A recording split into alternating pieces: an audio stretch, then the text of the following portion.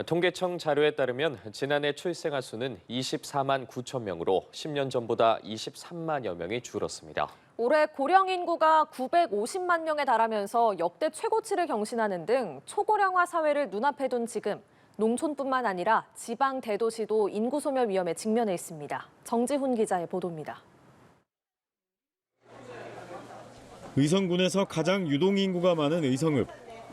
추석을 앞둔 마지막 장날, 평소보다 더 많은 사람들로 시장이 북적입니다. 1960년대까지만 해도 의성은 인구가 20만 명이 넘는 도시였습니다.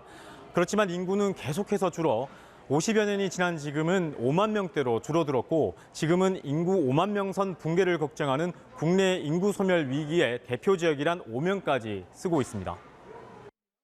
경북도와 의성군은 인구 소멸 위기를 극복하기 위해 출산 지원 정책뿐만 아니라 교육과 복지, 보육 등 다양한 인구 정책을 펼치고 있습니다. 특히 도시 청년 시골 파견제 등 청년 인구 유치에 적극 나서면서 성과도 나타나고 있습니다. 여성 한 명이 평생 낳을 것으로 기대되는 자녀 수를 뜻하는 합계 출산율도 1.38명에서 1.46명으로 늘었습니다. 출산율을 또 높여나가기 때문에 우리가 이렇게 소멸의 시간을 이렇게 완화했지 않나 생각됩니다. 앞으로 이러한 일자리 분야나 주거 분야나 청년들한테 필요한 이런 분야에 대해서 집중적으로 지원해서.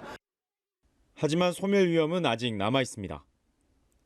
인구 800여 명의 의성군 신평면은 지난해 2명의 아기가 태어났지만 27명이 사망해 출산과 인구 자연 감소 격차가 10배가 넘습니다. 경북의 대부분 지역이 인구 소멸 위험에 직면해 있습니다. 지난해 경북의 신생아 수는 11,300명, 사망자 수는 27,800명으로 자연 감소 인구만 16,000명에 이릅니다. 급속한 고령화와 함께 청년 인구 유출로 인구 감소가 가속화하고 있습니다. 하지만 인구 소멸 위험은 비단 이런 농촌 지역에만 국한된 문제는 아닙니다.